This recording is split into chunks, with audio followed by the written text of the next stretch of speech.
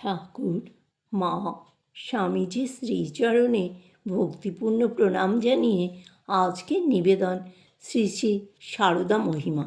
স্বামী প্রভানন্দ। জয়রামবাটিতে এক রাতে বারঘরের বারান্দায় কয়েকজন ভক্ত শুয়েছিলেন।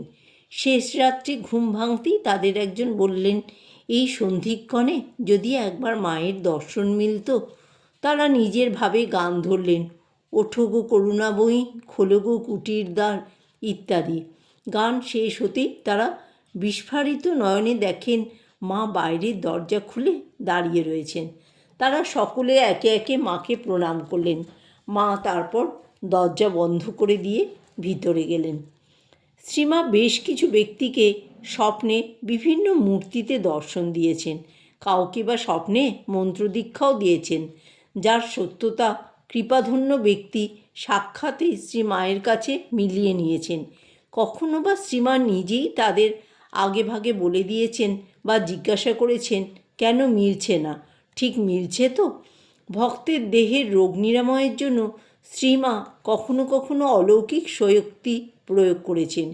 ক্ষীরোদবালা রায়ের 12 বছরের হাতের ঘা সেরে গিয়েছিল।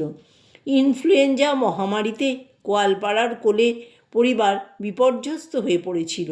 বৃদ্ধ নফর কোলের কয়েকটি নাতনি ও একটি নাতির মৃত্যু ঘটে। আরও একটি নাতির অবস্থা সে সময় সংকটজনক।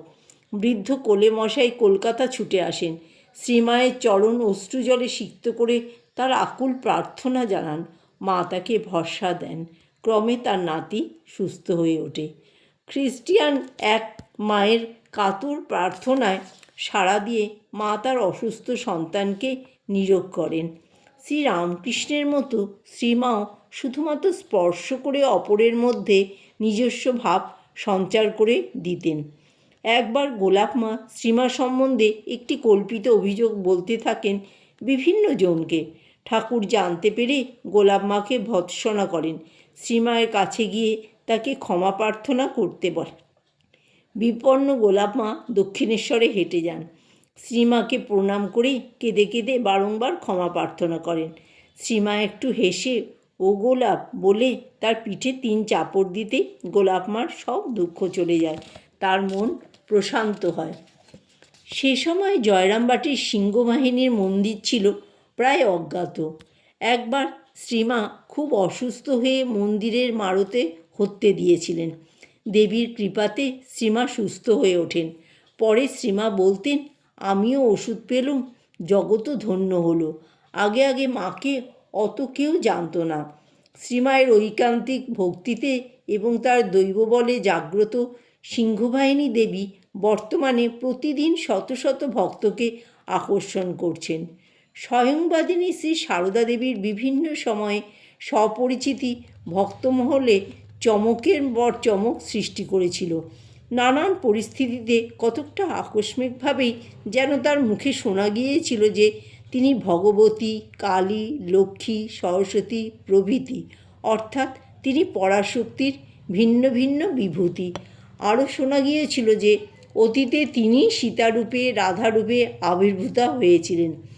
একদিন পাবলিক ইমামকে তিনি বলেছিলেন, আমি যদি তোকে মারি, দুনিয়ার এমন কেউ নেই যে তোকে রক্ষা করতে পারে, আর এতে আমার পাপও নেই, পুণ্যও নেই। শোনা যায় জয়রামবাটিতে নিজ গর্ভধারিণীর মুখে পুনঃ পুনঃ প্রতিনিন্দা শুনে শান্তশিষ্ট শ্রী সারদা অধৈর্য হয়ে বলে উঠেছিলেন, দেখো, আমার কাছে বারবার তুমি পাগল পাগল করনি বলে দিচ্ছি। একবার প্রতিনিন্দায় দেহ ছেড়েছি, আবার কি তুমি তাই দেখতে চাও? আদ্যাশক্তির কল্যাণী রূপখানি শ্রী মায়ের জীবনে উজ্জ্বল। ক্ষমা, দয়া, করুণা ইত্যাদি গুণাবলীতে তিনি বিভূষিতা, কিন্তু কদাচিৎ এর ব্যতিক্রম দেখা গিয়েছিল।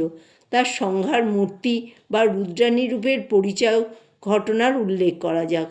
বিকৃত মস্তিষ্ক হরিশকুণ্ডুর বেয়াদপি শাসন করবার জন্য মা উগ্রমূর্তি ধারণ করেছিলেন। তার সম্মুখে প্রদত্ত বিবরণের একাংশ।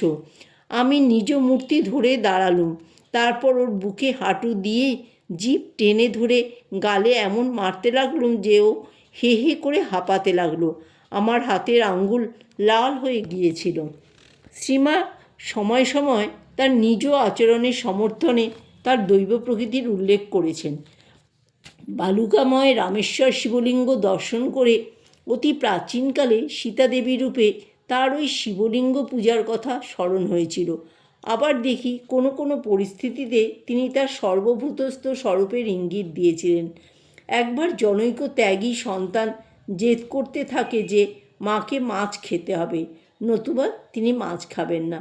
সামাজিক রীতিনীতির উল্লেখ, অনুরোধ, যুক্তি সব কিছু ব্যর্থ হলে শ্রীমা গম্ভীর স্বরে বলে ওঠেন, তুমি কি মনে করো আমি কি এক মুখেই খাই? জেদি সন্তানের সংবিত ফেরে। মায়ের কথা শুনে তিনি স্তম্ভিত হয়ে যান, অতঃপর মায়ের আদেশ নির্দ্বিধায় পালন করেন।